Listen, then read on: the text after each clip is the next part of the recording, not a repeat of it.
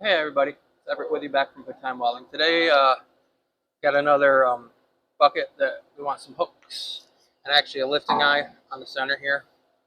I'm actually going to MIG weld today because I've got some gaps here and here to fill.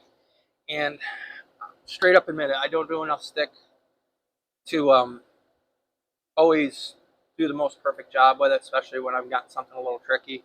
This isn't totally straightforward, with especially having to fill back here, but yeah, I suggested the customer we bring the hooks in, so we're actually going to tie them right into this bracing here that runs up for where the tractor attaches, and then, like I said, we'll center this one up right in the very center, and we're going to actually keep it right back from the edge, about like this, and then we'll weld right around it, make sure we wrap our corners nice.